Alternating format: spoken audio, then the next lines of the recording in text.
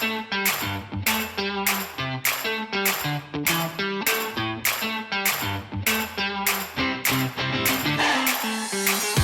and welcome to the Sports Grad Podcast, your bite-sized guide to enter the sports industry. And joining me, as per usual, is the package, Reuben Williams. How are you, mate? G'day, Ryan. I'm fantastic. Thank you. I'm still catching my breath after that. That was the most energy I've felt in this room for a long, long time. I'm just trying to settle and restore myself. So, yes, doing well, thank you. One of the great audio packages that anyone could ever listen to, and there's more to come. So let's get cracking, mate. I'm Ryan Walker. He is Reuben Williams. We are two mates who met at Cricket Australia, and now we help people find their own dream job through this very podcast and our online community. If you want to follow us, head over to LinkedIn, or even better, if you want to connect with us and hundreds of others working in sport, jump into the Sports Grad community. I want to give a quick shout out to one of our beloved members of the Sports Grad community. His name is Jordan Hilton. He's just got a job over in Canberra at the Australian Institute of Sport, of all places, pushing out Olympic gold medals as a data analyst, which is an incredible role. Like, if you're in sport, the AIS is like where you want to be. It's where you're dealing with the top of the top. So well done to you, Jordan. We're absolutely stoked for you and what you've been able to achieve. It's very inspiring for the other people inside our community. So if you are like Jordan and you want to get your foot in the door of the sports industry, join the Sports Grad community. If you're like the Australian Institute of Sport and you want to hire great people quickly and easily, well, we recommend you joining too. To get involved, head to www.sportsgrad.com.au/community. Brilliant, mate. Now, Deakin has been a huge supporter of Sports Grad since day dot. If you're currently studying or you've just finished studying, having a postgrad qualification in sports management on your resume can give you the biggest leg up you need to get ahead of other candidates applying for that same role. So if you want to pump up that resume, get specialised knowledge in every single part of sport you can even think of, take a look at Deakin's postgrad qualifications. Their Master of Business in Sports Management is not one of, but the best one in Australia, ranked at number 1. So add a postgrad to your resume, and that is my tip for the episode. Now, Ryan, our guest today is none other than the Brian Taylor, a Lawn local, which we absolutely love, but also one of the best commentators going around in football at the moment. Commentates on Friday night, commentates the biggest moments in the AFL. There's TikTok clips and Instagram clips going around of some of his greatest moments, which we'll get into later on. But a little bit of background on Brian. He is a WA kid, which you would love. From the country, moved over to Victoria to play football at the age of 16, worked as a plumber whilst he was playing football at Richmond and Collingwood, won a Coleman medal. He was the leading goal kicker of the AFL, so he was a genuinely good player back in his day. But then after that, he took onto calling and media, ended up getting into Triple M on the radio, where people discovered he's got this incredible talent, moved into TV, and now is one of the biggest names in media today. Yeah, he's absolutely awesome. What I absolutely loved out of it was just how he comes up with all the weird words he uses. Anyone who's watched the AFL and tuned in will know that Brian's a pretty unique guy. He's got his own way of doing things, and he says some different stuff to the average punter. So listening to hear how he actually comes up with those words, I think that's a question everyone's been asking for many years. What I also love is he gives us a good masterclass on commentating, a bit of a 101 how-to. So if you need tips on what to say or how to improve and how to get better, Brian's constantly improving. He'll tell you this. He's still searching for the perfect game, but he goes into some of the specifics on how he prepares, how he irons out a few mistakes, how he becomes a better commentator every single week. Even after doing this for 30 years, he's got these little tidbits that anyone who's wanting to get better at speaking really in general can learn from. Yeah, absolutely. And finally, just how to get into commentating and how to get into media. He's got a few steps that he shared that would obviously help people get into the industry. He's a wealth of knowledge, and I think what he was saying is just spot on. You know, he's got some seriously good tips for those out there. So let's get cracking. It's an amazing chat. Grab a pen, enjoy this chat with Brian Taylor. Can't believe I'm saying this, but BT, welcome to the Sports Grad Podcast. Oh, thanks for having me. I'm looking forward to the questions. Brian, it's awesome to have you in, and it's great to get you through the Lawn Footy Club. We've got Jess in the room too, which is terrific as well. And I vividly remember the night that you came down to training last year. The football club wasn't doing too well, so they called on yourself and Mick Turner to run training one night.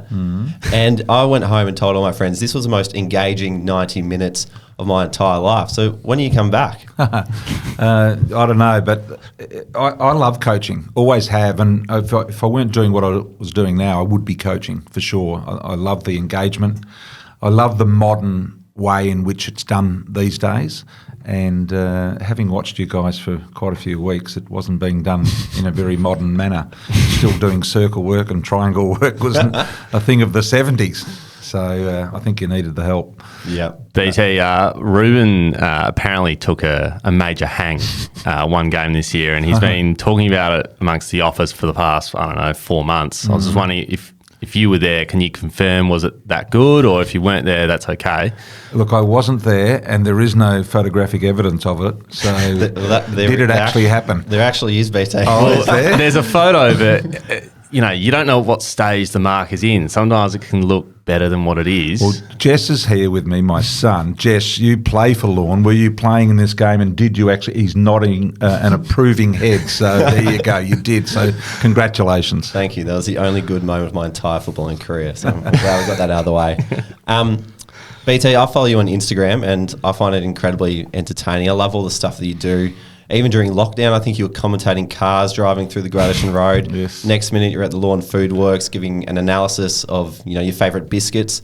It sounds like this media and presentation thing is something you absolutely love. Where did that all begin for you? I think having 4 boys, young, that are all switched on to the modern communication methods is probably the thing that has got me into more Insta. Insta's probably the only thing I do.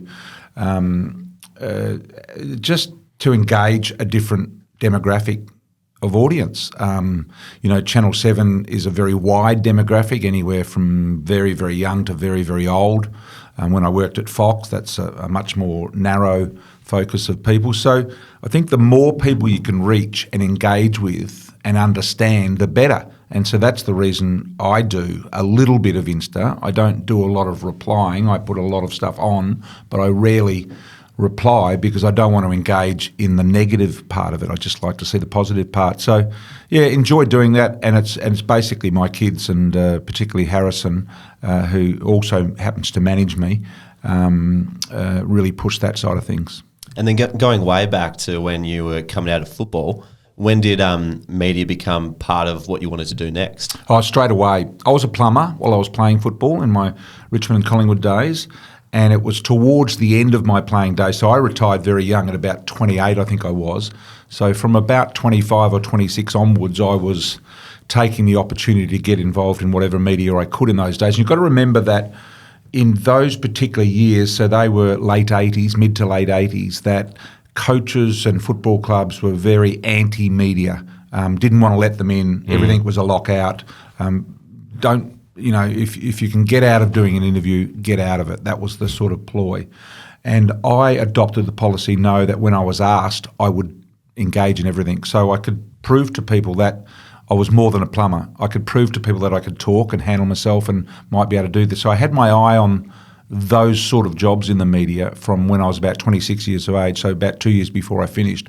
That gave me just enough time to prove, and I feel like I just got the opportunity coming out of football. If I'd left it any later, I may not have been having that opportunity. Tell us a little bit about once you finished footy and then you went to Triple M, but those years in between, those sort of apprenticeship years.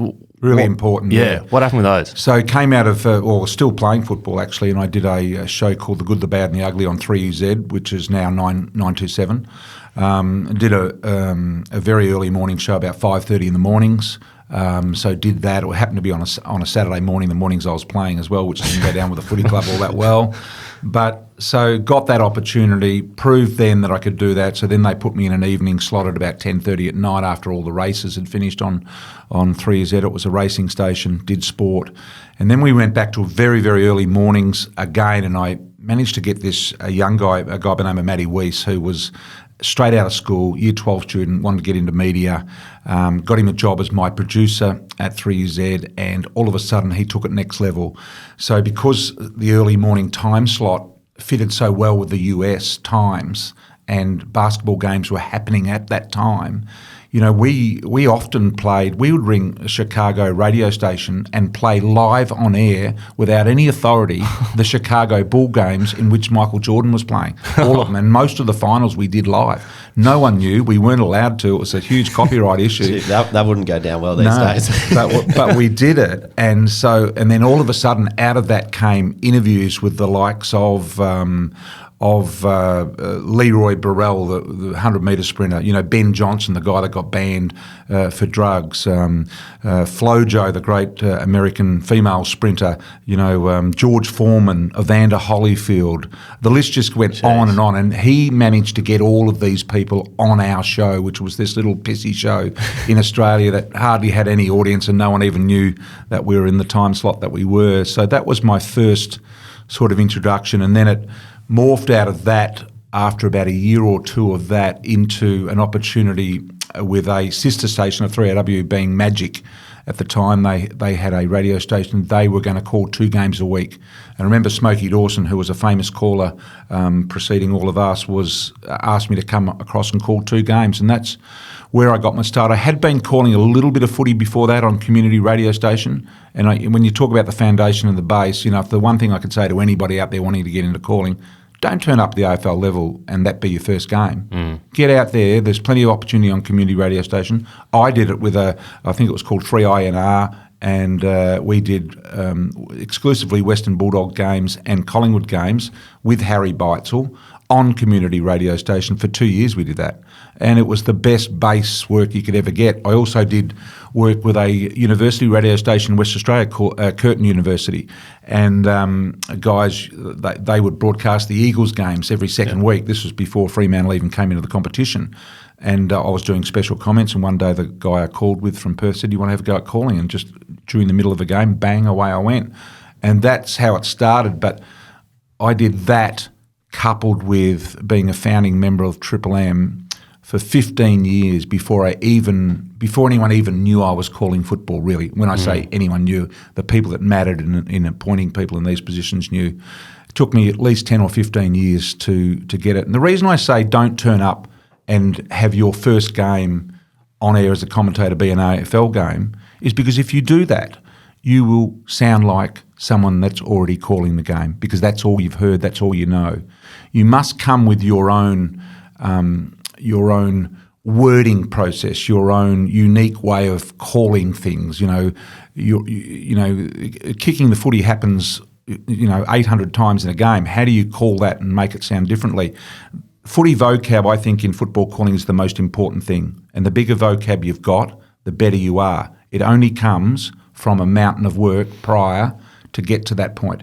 Nothing annoys a commentator more than hearing themselves in someone else.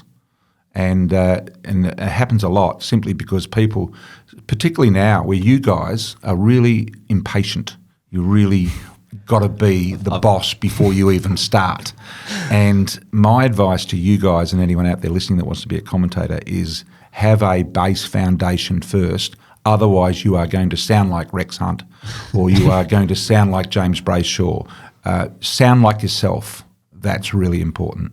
Before you got to Triple M, how long was that period of time? Because I think a lot of people would consider getting to Triple M like, all right, you're up in the lights now. How long was the grassroots period? I think Triple M started in 95 or 96. I retired in 90. So it was about a 4 to 5 year process to get an opportunity with a genuine commercial station. Wow. And remember, Triple M were not a footy station.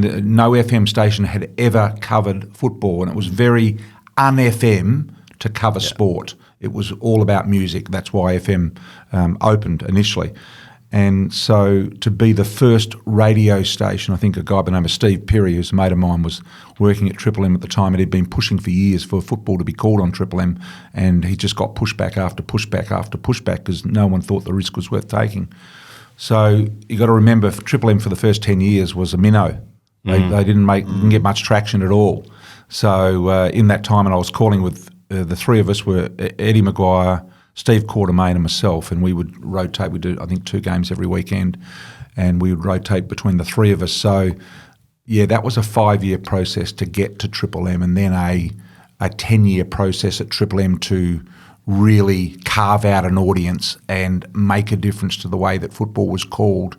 Were there any games that you went and commentated where you thought to yourself, what am I doing here? There's no one in the ground. I've come from playing the MCG in front of thousands of people, and now I'm here just commentating a local game, but I need to do this to get to where I'm going. Did you have any of those sort of moments? No, because I knew I was there for a reason, and I look at every game as a building block, because I still haven't nailed a game. I still haven't done the game the way I absolutely 100% want to. So even now, I'll go to the game, Friday night, hoping I don't make a mistake, but I haven't yet. Haven't got through one game without making a mistake. That's how hard it is, and that's how the pressure is on to continue to build as a commentator, to continue to try and reach the heights of McAvaney or Sandy Roberts or these sort of guys that have gone before us.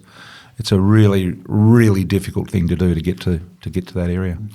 And what position do you think stands out as the big break? Was it when you moved? I don't know, when you moved on Triple M. I can remember a particular instant that I thought was my big break. I was calling on Triple M, and I remember it because the boss said to me on Monday, I think this is the best thing you've ever done on radio. And it gave me a huge lift in confidence. And it was something like a guy was running in a very awkward fashion that had an injury, and I said he's running like a broken axle on a trailer, I think it was, or something of that nature, or something about a broken axle on a trailer. And he thought that was incredibly creative. I didn't think anything of it until he mentioned it to me on the Monday and went through the tapes with the game that I'd done. And that gave me the confidence to then explore more and be more than just the commentator that says, and he gets the ball over to the half-forward flank, kicks it forward, and what a great goal that was. Yeah.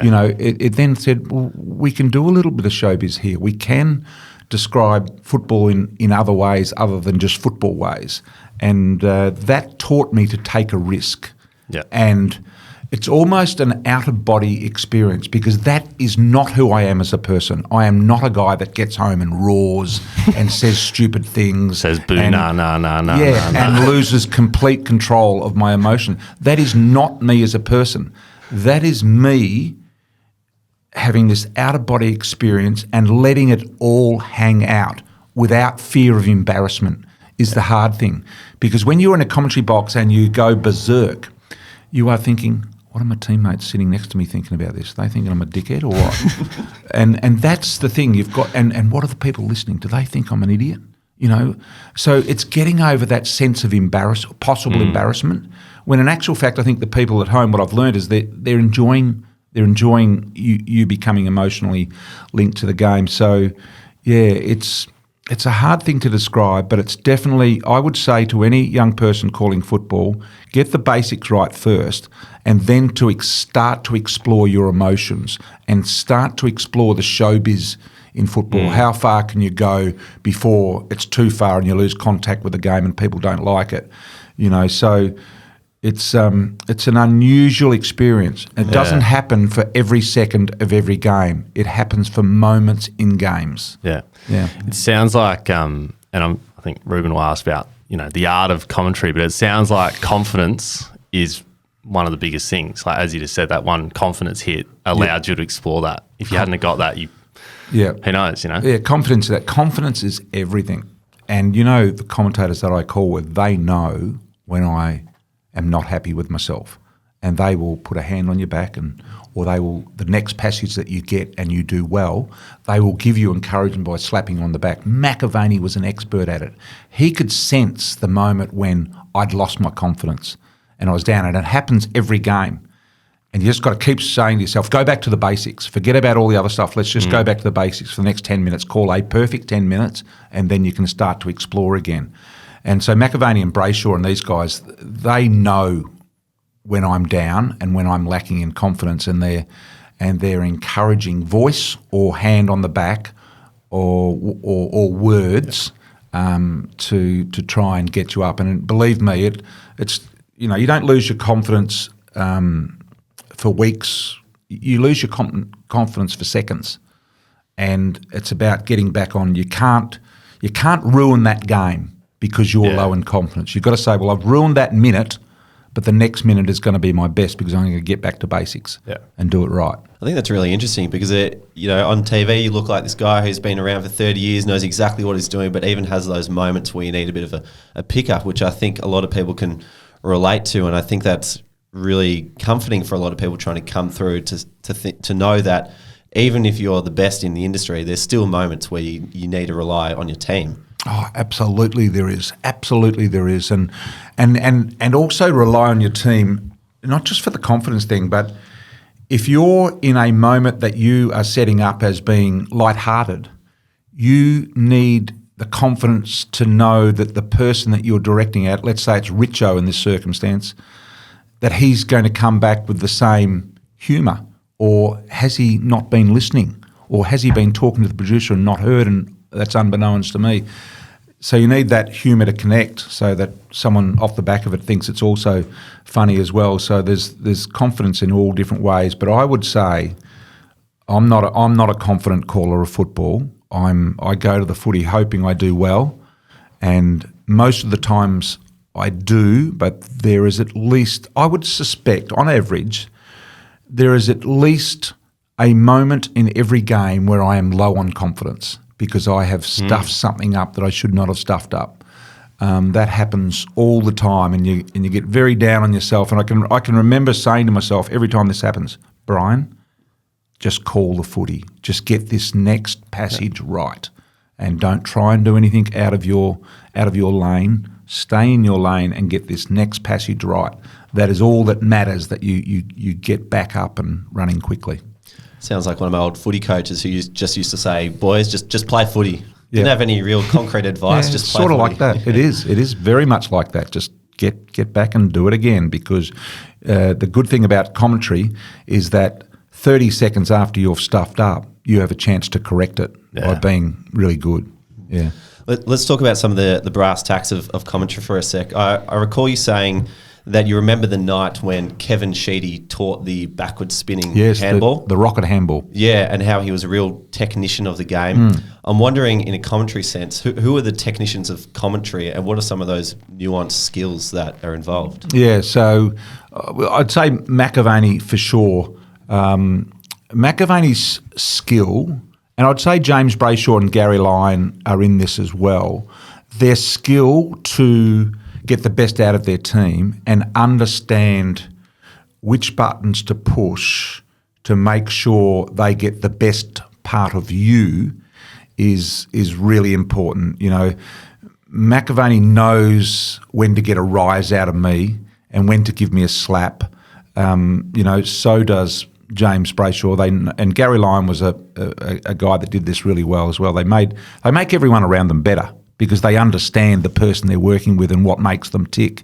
And so you've got to be with people that get that and get you on the right track. Does that give a clear answer or not? Is it a bit it does. Cloudy? I'm just wondering about, from my very naive perspective of commentary, are there certain things that you say at a certain part of the games, or the way that you express what you're describing on field, that helps it all come to life? Or is it just about lifting each other up so that everyone's natural sort of voice can come to surface? Yeah, no, it's just about getting the moments right, and linking them up is an automatic thing, and it just sort of happens. But I guess getting the right call out of each person is a really difficult thing, because not everyone is on the same day. But I don't know. It's a difficult question to answer. I'm not sure I've given you a great answer on that, but that's all right. We'll explore it again shortly. Yeah.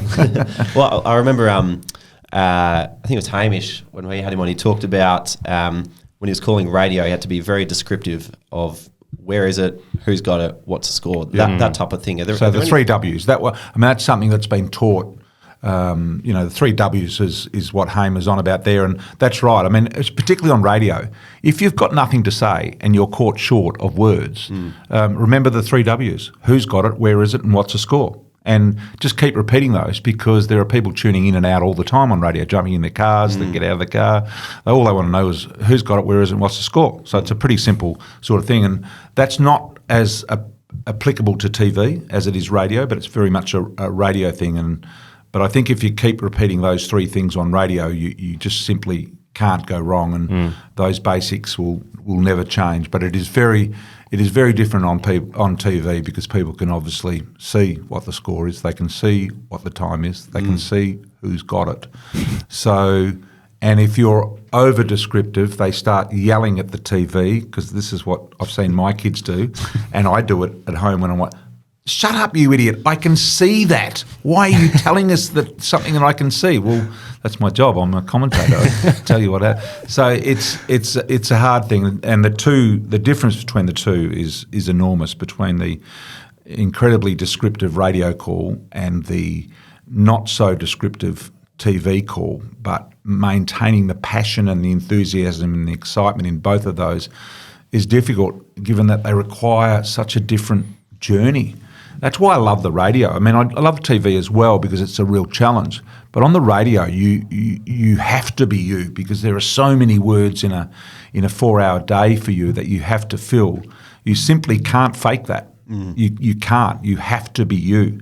And that's why I love doing it. And I think that's why we love doing it in the Triple M style, because it suits all of our personalities.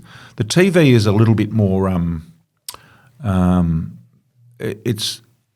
you're just not as obvious because people can see most of what you're saying. So it's just about adding a little bit of colour, a little bit of enthusiasm, a little bit of excitement. People can see for themselves what it is. And the fine line between going too far and not enough is incredibly fine. It's a really tightrope that you're continually walking. And the thing that I have learnt about TV, particularly over radio, is that you can never please everyone. McAvaney, who's we all talk about, is probably the greatest commentator in Australia ever. He's one of the best in the world.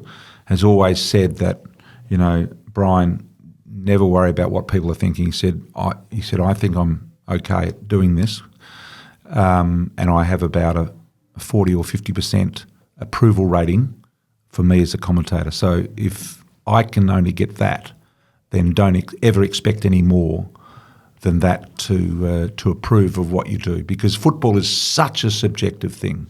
It's subjective just in a family. You go home, you've got the kid who's 10, you've got the kid who's 20, you've got mum who doesn't see a lot of football, you've got dad who used to be a great player somewhere. So there are 4 people in the same room wanting something different out of their commentator or out of their coverage. And so it is hard to please all those 4. And that's why we don't read social media, because we know we're going to get absolutely collared in every aspect of it, because we can't be something to everybody. That person in the world does not exist. that commentator, no matter how, they do not exist. So if you're listening to this out there, then don't try and be everything to everybody. Yeah. You mentioned you've essentially learnt through experience, right? Like you've just built up your skills over time. Yep. But is there any sort of formal training that you had to do to say, okay, I can commentate a game of footy now? Yeah. I think my formal training came through the days of the community radio. Yeah. And under the guidance of a guy like Harry Beitzel, who was equivalent to the Bruce McAvaney of his time. I think that's where my education came for what I was about to do, and learning off those guys and listening to guys like Rex Hunt for years and years and years, and wishing I could do it. I can remember as a kid when I was in Western Australia in a little town called Mandurah, playing football on the front lawn with my brother, or even myself if they wouldn't play. And I loved the WA commentators, and I knew them all pretty well, George Grulisic and all of those guys at the time. Even Dennis Cometti was commentating over there then. And I would imitate those guys while I was playing the game of football on my front lawn. So when I look back now and go, gee, that was a little bit weird that I ended up doing that job. But the education process certainly came from those guys either sitting next to them and learning, or simply listening to them on the radio. And I think the other thing that perhaps those older commentators didn't quite get right is the ability to adapt to the next generation of how they want it done. And I think, if you look at some commentators, they didn't adapt, they didn't move on, they didn't go with the times. And I think that's something that I'm really trying hard to do. And you ask, why would I do social media? Why would I go on Insta at my age? Why would I talk to you guys at my age? Because I feel like I need to understand that group of people so I can broadcast to them.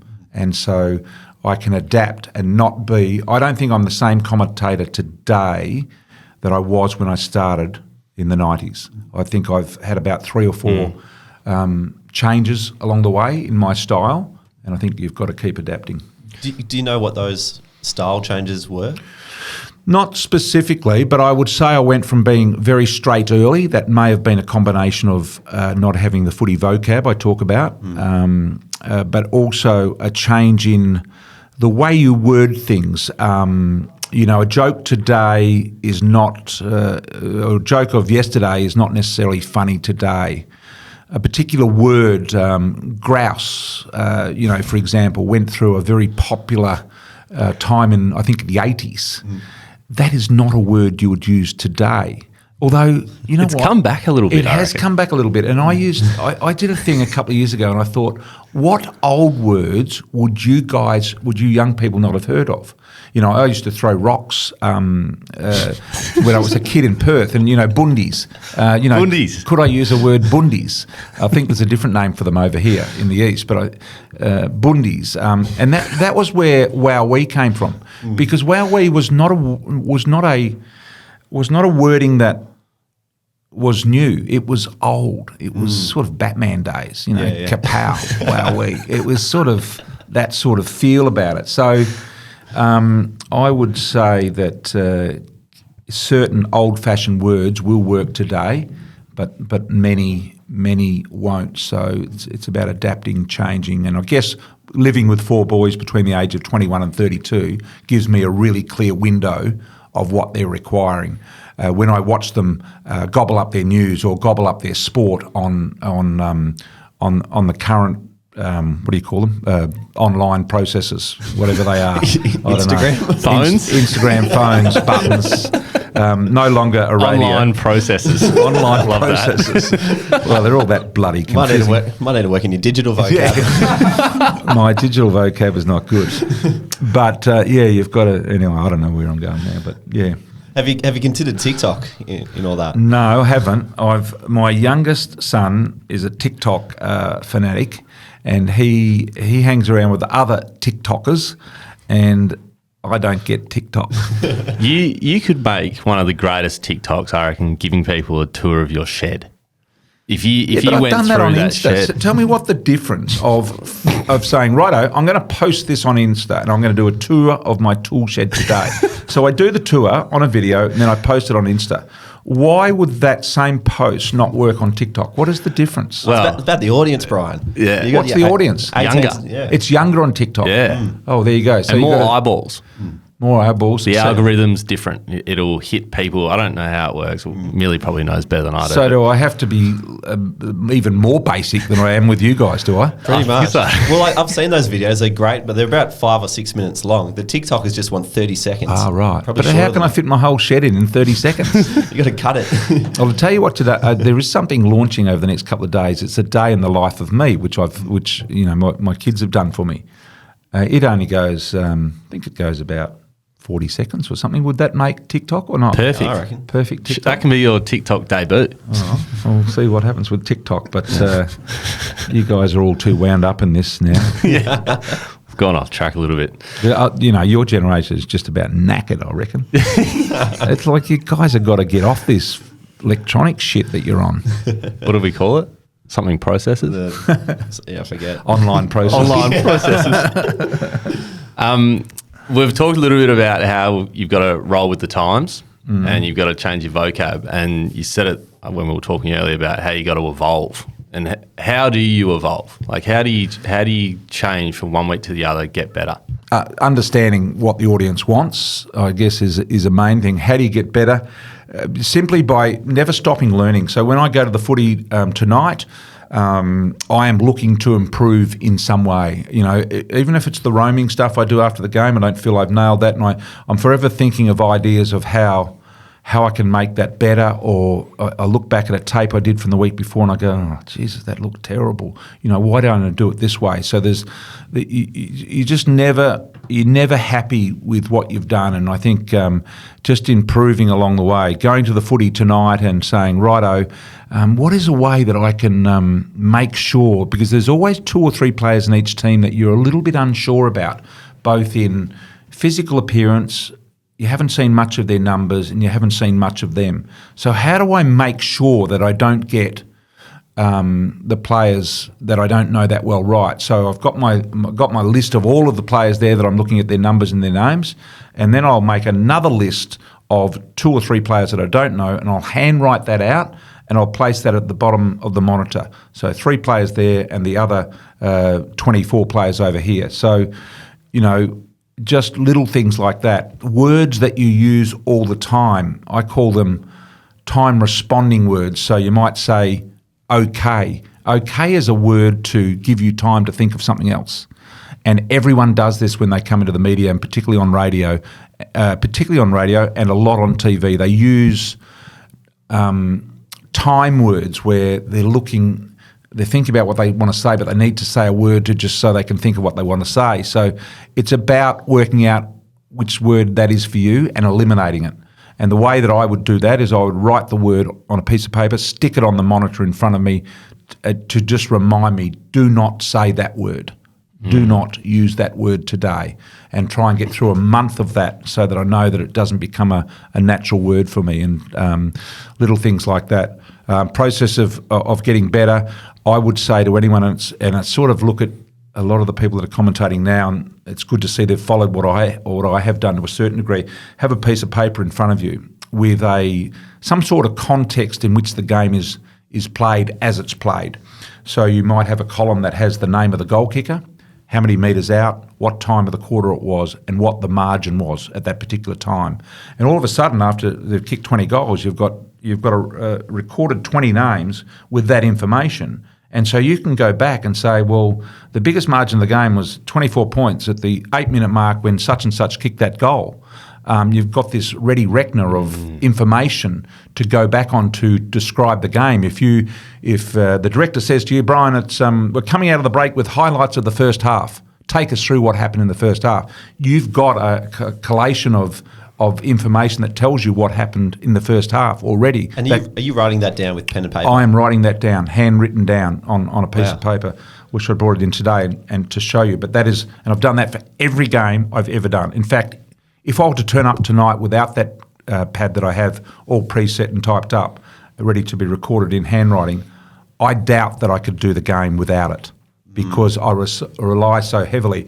You'll often hear me saying, that's Melbourne's 6th goal in a row, starting at the 6-minute mark of the second quarter and going through to the 30-minute mark of the second quarter. And how do I know that? Not through retaining information, because I haven't got a retentive memory like perhaps Hamish McLachlan or Bruce McAvaney have.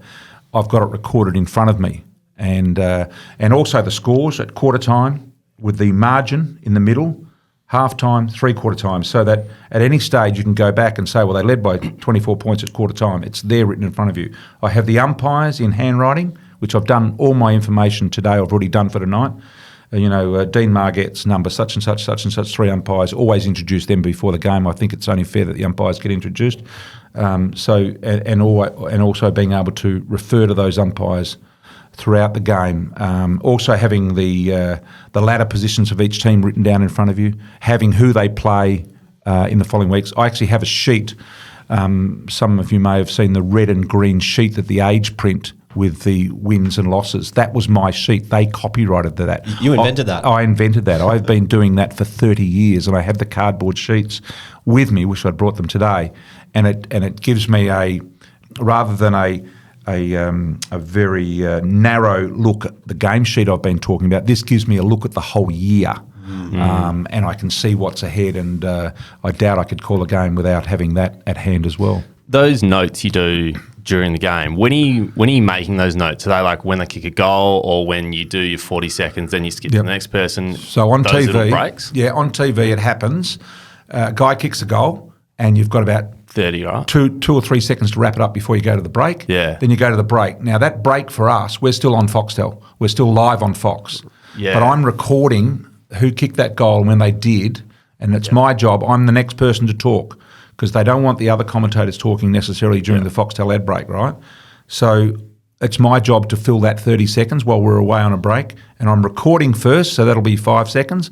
And then I'll say, well, it was a great goal by, this guy today. Well done. He's kicked his 3rd goal in a row. And then the director will say, 3, 2, 1, back on air. And then I'll leave it for the special comments guys to come in or the next commentator to come in. And that's sort of the way it works. So it's a very quick recording, but don't miss a thing. I'm absolutely writing it down as I'm speaking almost. I love what you said about writing down that word that you say too often and sticking it right in front of you because everyone goes through it, Yeah. Hodgie said to me the other day, geez, I wish I knew what the word was. I can't get this word out of my brain. I use it all the time when I'm searching to find time. So it's a very common thing. It happens to everyone. Yeah, like I say and all the time. I say awesome all the time. We're both guilty of that, and we keep thinking, how do we get this out of our system? We always say awesome. Like whenever someone comes in, does a podcast, we're like, awesome. So, and in response to you now, I'll say 100%. Yeah. 100%, man. And that's just, I don't need to say 100%. Why do we do it? Yeah. So there's those words, and that's what I'm talking about. Trying to get those words out that we don't hear them too often. Yeah.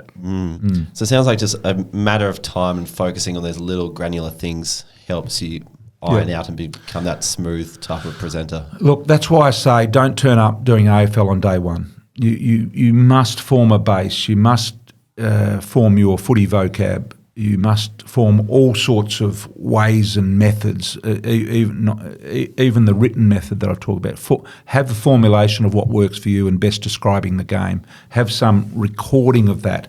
Don't rely on the electronic stats that are on your screen because they are boring. With the greatest respect to the stats, they fill a very small part in our game, but don't rely on them. Make your own notes so that if you're ever asked to go back in the game and you have a recording of it. When you say work in your footy vocab, will you literally go home and write kick, mark, handball, and then here's all the words I can use to describe it? Absolutely I did, and I still do. So I will today feel like I will go down and write 20 different ways to describe a drop punt kick. Wow. He chips it, he nails it, he wedges it, he mongrels it, he helicopters it.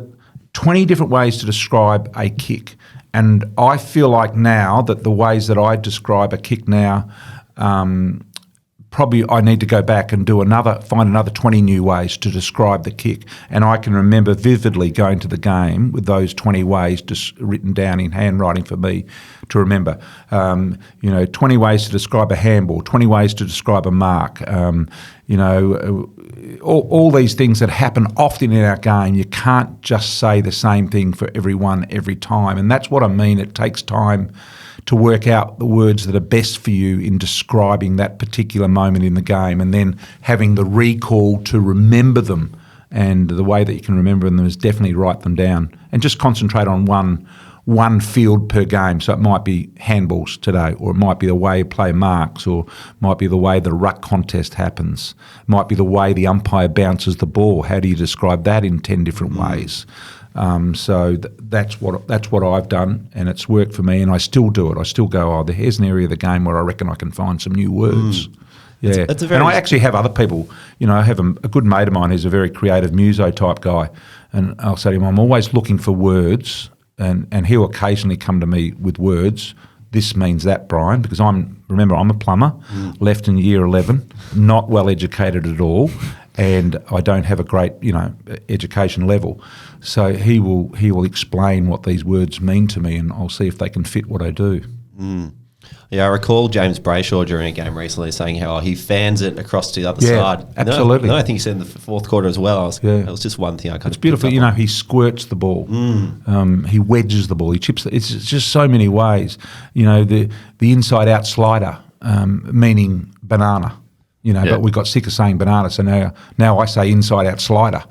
The ground level handball, what's a way of describing that handball that deliberately goes to ground but then spins so the next player can pick it up easily? No one knows about the rocket handball now. No one knows that it was called the rocket handball and it was only invented in 1980. Before that, it was a mongrel handball. There you go. In terms of your preparation in how it relates to the emotion that you bring to the game, because that seems something like that is very natural to you. But you mentioned earlier how you had kind of this watershed moment where you took a risk, it came off, and that allowed you to be a bit more expressive. Is that something that you worked on behind the scenes, or you just allowed to come out naturally? It's something I thought about behind the scenes. I've thought, how would I describe particular moments? And then I've thought in my mind, would that work? Is that too random? Is it too stupid? Is it too selfish? Am I taking away from the game? So definitely think about including these things, but you've got to remember that you are recording the moments in history for the future to look at. So you don't want to get too creative on someone's mark of the year. You just want to write it with them and basically just get out the name of the person that took the mark and hope that it's right.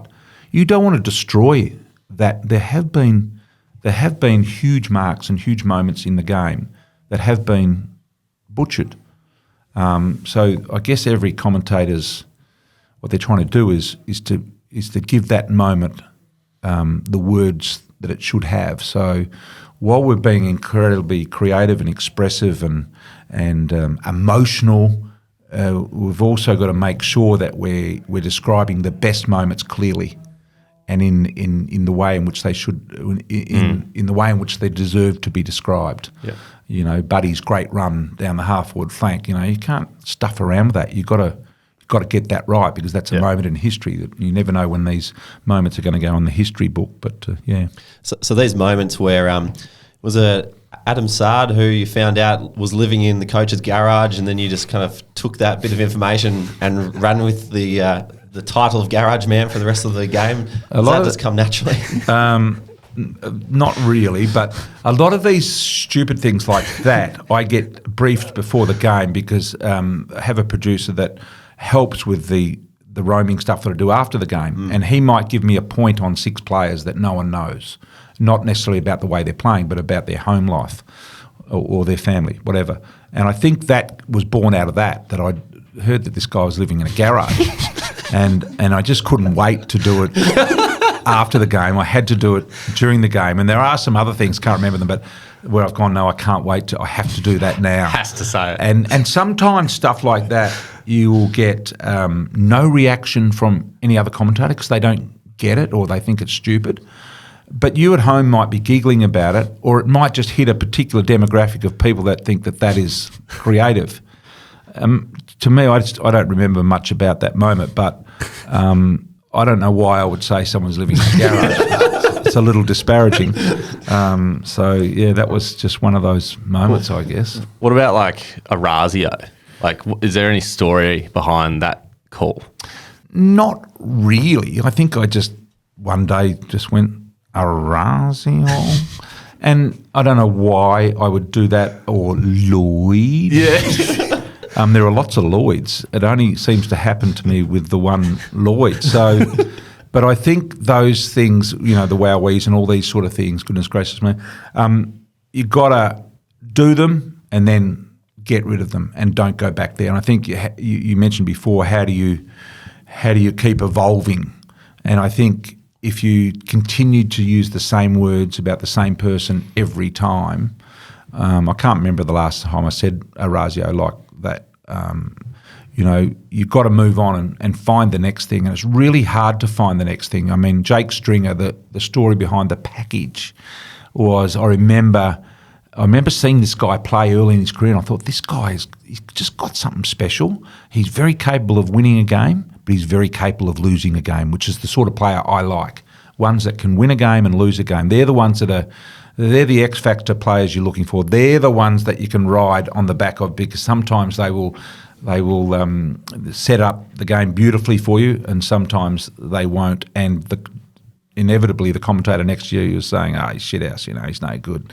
But no, he is good. I love players like Leon Davis. But the package one was a matter of, I pressed the button to the director who's down in the truck underneath the car park, and the producer and I said, there's got to be this is while the other commentator's calling, there's got to be another name for this guy. What do you see in him? And we started throwing other names around about him, and I think I'm trying to think of another term for package. Someone used another term, and then someone in the background yelled out, package. I went, the package. That's perfect because he sometimes delivers and sometimes doesn't deliver. and so that was a communal effort of the team in the truck, which we rely incredibly heavily on. Josh Kay, our stats man down there, is the most creative guy you've ever met in your life. And that's how the package came up. It was done through a collection of minds working within about a 15-second period. Before I got the next call back, what are we going to call this? Everyone went to work, bang, came up with it. Yeah. And that's sort of how we rely very heavily on the people in the truck. There can be anywhere up to 6 different people that can speak to us in our ear, whether it's the director, whether it's the producer, whether it's the stats guy. I remember in a grand final a couple of years ago, it was the first premiership that Richmond had won in that 30-odd year period. And when you're getting towards the end of a game, and it's a big game like the grand final, you're always wondering, you don't think about it at the time, you're wondering, am I going to be calling the last 10 seconds of the grand final? Because if I am, I better have a line that best describes what the team has achieved. Because you've got about 5 seconds until the director says, shut up, let's hear the crowd, let's hear the emotion, let's not say anything for the next minute. Let's just enjoy the scenes that we're seeing on the Oval of celebration. So I remember I pressed the button when I realised, I think I was calling with Bruce at the time, and there was a minute to go in the game, and Bruce had just started calling. So if you work the numbers, Bruce is probably going to call for 30 seconds. Means I'm going to be doing the last 30 seconds. Shit, I don't know what to say about the Tigers. What am I going to say? Press the button. Josh Kay, our statistician down there, not a Richmond supporter either, by the way. And I said, Josh, what best describes what's happened to Richmond in the last 30 years? And bang, I can't remember the line, what it was, but it was pertinent to the moment, and it was spot on, and it wasn't over the top, but it just described the moment. And there was something about 30 years of misery has turned to a moment of glory or something like that. And so you need these people supporting you. No commentator can commentate, particularly on TV, and get through a game without the help of the entire team. Even the cameraman who stands right next to me is the close-up cameraman, and he's within touching distance of me. I can lean over with my left arm and actually touch him. And I'll sometimes touch him and point to a number on my card saying, get shot at number 12, and he will then look for number 12, and then I will say to the director, I'm going to speak about number 12, and so he'll put that to line, and I can speak about that's done between myself, the cameraman, and the director. And sometimes a producer to get a shot up like that. Other ways of doing it, I mean, the one thing that the great Dennis Cometti taught me was that coming prepared to the game, not necessarily in the information that you were going to describe in the game, like perhaps Hamish or JB would, but he would come and I'd see him have meetings with the director before the game, and I thought, it's unusual that a commentator would have a chat with the director before the game. Normally you'd speak with the producer and he'd tell you this is the way it's going to go today, boys. But he would speak and he would come up with 7 or 8 pieces of information that he wanted to be matched with vision. So he would say, listen, mate, sometime during the game today, can you get me a shot of the bench, or a shot of this person in the second row, or a shot of Gil McLachlan, or a shot of the coach, or whatever it is. And he would have something he wanted to say about each of those people or things that he, shot of the seagull. I want to say something about the seagull today. And I just thought that was just absolutely great. That's professionalism at its best. That's involving everyone to make the system work for you, because no good turning up. You've got all these cameras, you've got all these people working for you if you don't use them. Sounds like you really got to tie everything together with a lot of people involved. Yep. I was wondering, do you have a favourite call, whether it be a match or a particular passage? I don't have a very retentive memory at all. So pieces of play in my game, look, everyone keeps talking about the Boyd thing that I did on Triple M, but I only remember that because people talk about it. I don't actually remember doing it. Where the emotion just came out. Yeah, it's just the raw emotion came out. And when I realised I'd said the F-bomb, and I thought most people that have done this on radio or TV have got the sack. And when I spoke to my boss on the Monday, he said, no, that's exactly the way I felt too. So, and that's okay. I'm sure if I'd said that on TV, I wouldn't be on there, but that's why radio is a little bit different. But you guys would you would remember more about what I've said than I remember what I've said, and I don't really. Absolutely. My favourite one's the out of bounds call in Perth. I think it was West Coast. See, what would bring someone to say it's out of bounds? It's out of bounds. It's out of bounds. Yeah. It's out of bounds. And it's out of bounds. Well, I mean, who would think of saying that? That can only be emotion that takes you to that point. And this is the exact thing I'm saying about having this out-of-body experience, because I would never say that if I were at the footy or I was watching the TV at home. This is the out-of-body experience that I'm talking about. You have to let go of the possible embarrassment to achieve the possible good piece of calling. You know. Yeah. Where do you get that energy from? I don't know, because some other commentators do it and some don't. I don't know where the energy comes from. I think perhaps it's the shorter burst calling that we tend to do in this more modern era of commentating, probably born out of the Triple M days where we go for one passage of play or 30 seconds roughly, whereas in the days like in the 70s and 80s, they would go for 2 or 3 minutes. Each person would call for 2 or 3 minutes before they'd let the other commentator in. Now, most modern commentators call for 30 seconds or one passage, and you change it over, so you always feel like you're in the game. So I guess a lot of the energy is born out of that, born out of the fact you're only doing short passages, so you can explore the depths of your emotion and energy by doing that. So, no, I enjoy that, but I always wonder at the time, have I been stupid in doing it, or does it work? And you never know. You actually don't know until months later when you hear people, you know, replaying that or doing something with it. You never quite know whether people like it. It's not. Our game is not an instant feedback game. It's a matter of waiting for days or months or weeks. Yeah. But see, I keep doing that. I do the before the question. With you be yourself and you're emotional and you kind of call it how you see it. And I think naturally that's going to bring out criticism across absolutely your viewers, your listeners, whoever it might be. My question is, how resilient do you need to be successful in this industry? Because some people would hate to receive constant criticism of what they do. Yep, and I do. Believe me, I receive probably more than most. How do you handle that? You asked me earlier about what social media platforms I operate on, and I don't operate on many, to tell you the truth. I'm on Instagram, which is just a minor thing, and a little tiny bit of Twitter, but I hardly ever post on Twitter. I just can't stand what Twitter stands for. It just stands for negativity in the world, and it stands for knocking people.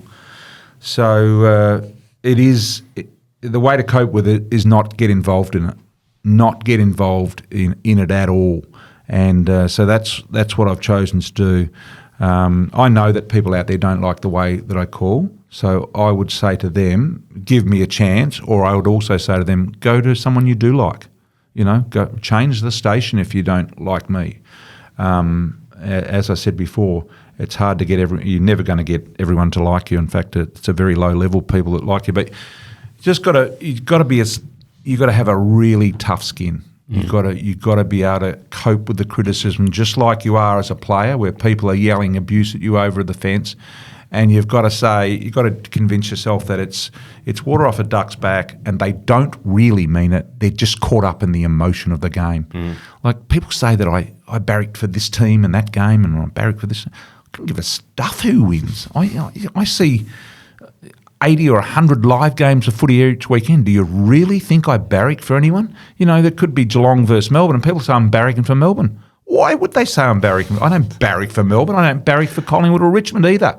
I have gone past that stage as a commentator where I have seen so much football that I genuinely do not care who wins the game.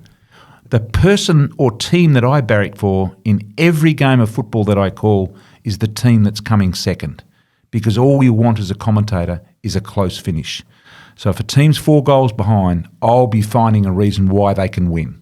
And that engages the listeners or the viewers to continue to watch with that little tickle of fancy that their team can still get up, or I just want a close game. That's the team that I barrack for. To have criticism levelled at you by people out there saying that you barrack for this team or that team, yeah, I barrack for the team that's coming second. But other than that, mate, I've seen so much footy, I do not care whether Collingwood or Richmond win, simply because I played for them.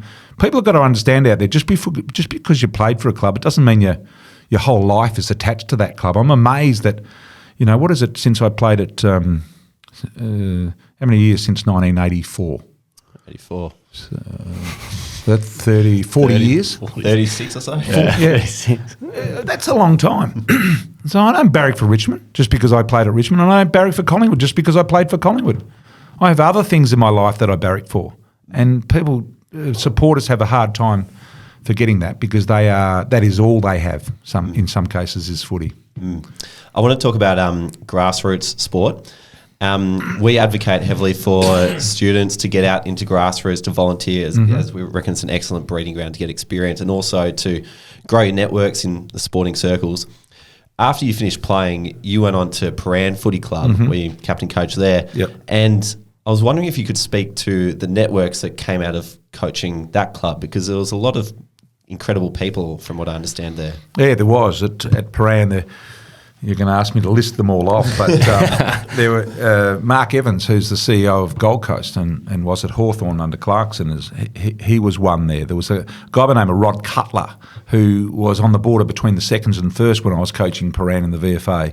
He turned out to be the world's best hairdresser in New York, based in New York. He is the hairdresser to the stars, and you know, there's a whole heap of others that have come out of that era as well. But just to give you the story on Rod Cutler, this guy that became this world-famous hairdresser who now looks after Oprah Winfrey and all these mega superstars, it was bizarre. He said, so we arrived in New York, I rang him up, and he said, yeah, come down to Soho for a haircut. And so I walked into Soho thinking I was, going to go to Broadmeadows or something, but it was like Toorak. And he had all these people, he said, that's your room over there. I said, what do you mean my room? I'm just here for a haircut. He said, no, you go and get changed into some nice slinky pyjamas over there and put all that on, so you go and do that, and then you walk out. And he says, now, Brian, just before you sit down and, Condoleezza takes you for a haircut, I want you to meet these people that are getting a haircut at the moment. So there were about 20 people in these separate cubicles, and he'd walk into each cubicle, and I'd be the Aussie there, the token Aussie, and he'd say, I want you to meet Richard Butler, the former UN Weapons of Mass Destruction inspector. And I'm thinking, shit, and Richard Butler, and on his card he's got Inspector Weapons of Mass Destruction, and his name and his email. I'm thinking, who carries a card? But this was the actual Richard Butler, who was the weapons inspector, who was the first guy to go into Iraq and inspect whether Saddam Hussein had weapons of mass destruction. He's getting a haircut at this Soho place. And then I'd go into the next little cubicle, and there's this guy by the name of AJ Foyt, NASCAR legend. And he'd say, Brian, this is AJ Foyt, and this is Brian from Australia. And then we went around and then we went into this other cubicle, and there's this young girl sitting there, and he said, what? And he said, this is Lorde, the singer. I've never heard of her. Yeah. She's from New Zealand or something, apparently. And you'd say, hello, Lorde. And then you go on to the next one, and into the next one, and it was, what's that lady's name, the singer? Gloria Estefan is in this is Gloria Estefan, Brian. And I go, okay, who's Gloria Estefan? And apparently she's some world famous singer or something. And I met about 10 people, all of whom were somebody that I should have known. And that was absolutely. And then you sit down and have your hair cut. You're happy not to have your hair cut in the end because you've just met all these people. But and then he said to me, I want you to come to this. It's my wife's. I think it was her 40th or 50th. I can't remember now. It's the society party of all societies tonight in New York. And I'm over there with my family. I've got my sister, a couple of my nephews, I've got my wife, we've got no clothes, and we're going to this party, and he's invited us and we can't say no. And so the limo rolls up out the front of our hotel. My wife had to go and buy some boots and some stockings and crap and coats because it was snowing on this particular night. And we pull up at this private party at this incredible bloody mansion. And the security guard, he just says, come in, know who you are, blah, blah, blah. And we arrive and we go up to this private floor on the top up there, and we're all welcomed. And then the speeches start. And because I'm the only Aussie in the crowd, and all he's worried about is the Aussies, he's got the CEO of the Bank of the World up there with him, and AJ Foyt and Gloria Estefan's over there, and Lord's over here, and she's and they're all there. And the whole speech that he gave on behalf of his wife was about me being there. And he's saying, yeah, look it up on YouTube and you'll see Brian, and he didn't really speak about his wife, and this was incredibly embarrassing. And at the end of the night, they had really bad wine there too, but at the end of the night, he said, would you like to come up to the private party? I thought, Jesus, this was private enough, but now we're going up to the private party. Anyway, my wife and myself and my sister, and up we go, and we sat on this velvet couch up there, and they were all starting to arrive at the private party. I'm not supposed to tell this because she doesn't like it, does she? My wife doesn't like this because it's the first time she's ever done it, the only time she's ever done it. Anyway, I looked over at her on the velvet couch, and I could see her holding and cupping her hand under her mouth. Oh. I thought, what's happened? And I had a little look, and there's a little bit of a chunder there. And I'm looking at her, and she's looking at me, and she's more or less with her eyes saying, what do I do with this? And then I saw her just put it between the velvet couch cushions. And the hairdresser, Rod Cutler, had seen this happen. Oh. And he then said, I think it's time for you two to go.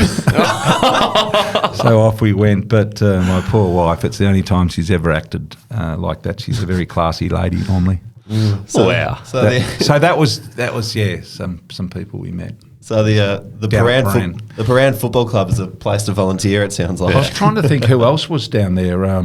There are a top-notch group of people that came out of that particular group, and I'm trying to think who they were. I can't think at the moment, but there are about at least 10 or 15 that have gone on to equivalent jobs to be CEOs of major companies or of football clubs, and done extremely well out of that group. Yeah.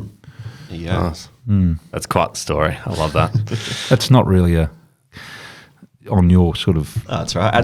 Adds a new dimension to the show. Absolutely. Last couple. I did it again. Yeah. So you need to write that down. Hang on the top of your computer. I need right here. Yeah. Do not say I will not say Any last pieces of advice for people wanting to be the next BT? Well, I'd say don't be the next me, be the next you. That is the most important bit of advice. Don't try and be someone else in the media, because that never works.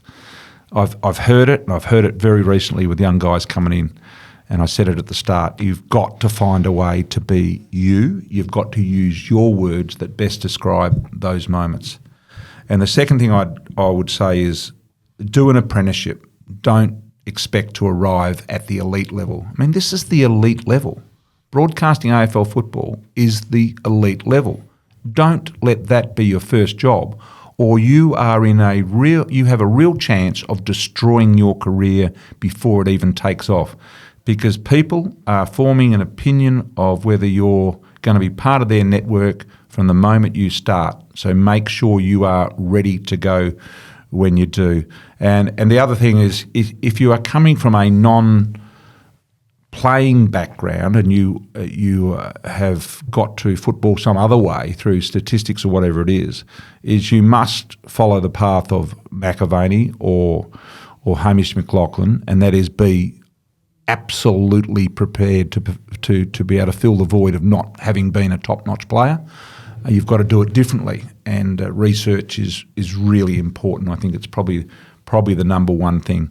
I mean, to give you an idea, as a player commentating, I probably have about 4 or 5 things written down of each team that I want to get out. So it's not a lot of information, but given that I've got a couple of special comments guys there, down the ground person and another commentator. You each only need probably that many things for the night.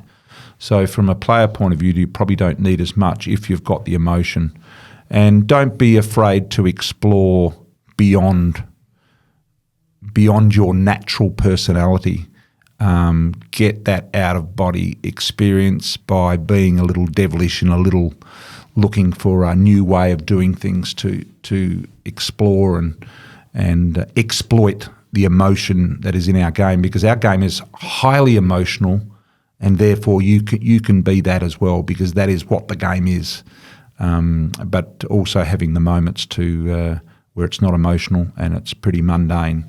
I think the hardest thing for a commentator, and where I can judge a really good commentator, is when a team's 50 points down and there's 20 minutes to go in the game, or a quarter to go in the game, and they're not going to win, but you've got to give them a reason to win. You've got to give people sitting in their couches a reason why their team that's down by 50 can still win. I do remember the day that we were calling for Channel 9. Channel 9 had the footy for 5 or 6 years, and I think did it really well. And I remember, I think it was Gary Lyon, can't remember now. He got on the TV at halftime. They do the halftime rap to camera, and Gaz said, "Well, Geelong are down by 63 points here at halftime. The game's over." And within seconds, the red phone in the truck downstairs rang, which Kerry Packer, he was the only one that rang it. And you tell that guy that, he's just told my viewers to go and do something else because they can't win the game. Tell him that if he ever does that again, he's in trouble. So it's something I've always remembered. Always, no matter how far the team is down, give the listeners that support that team some hope. Might not be getting up in the game, but it might be something well they're doing for the future. Love that. Last question. Yep. Why do you do what you do? Because I love it, and because I was a trained plumber and I don't want to dig holes for the rest of my life is the reason I got into it. And the reason I'm still here is because I genuinely have a passion for football. And I have a passion and a thirst, an insatiable thirst to get it right. And I still haven't got it right, and I'm hoping that one day I will get it right. I'm still looking for the perfect game. And, I just love good quality football.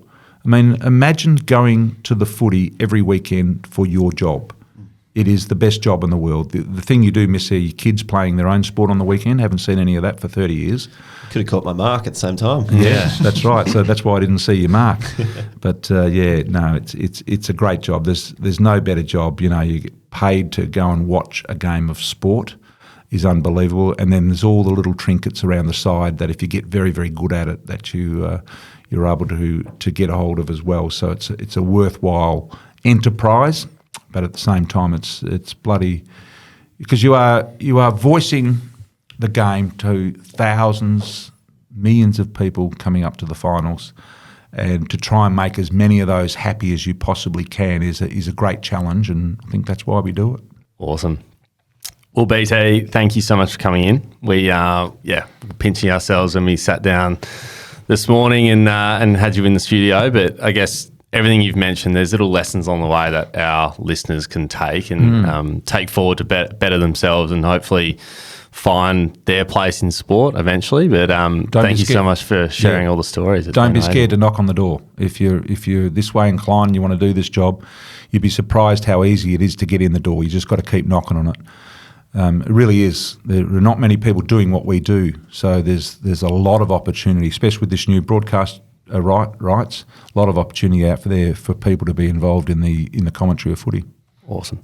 Thanks again. Thanks a lot. Boy, oh boy, wowie, Rubes. Couldn't help yourself. No, I couldn't help myself. That was brilliant. Wow. What a man. I know.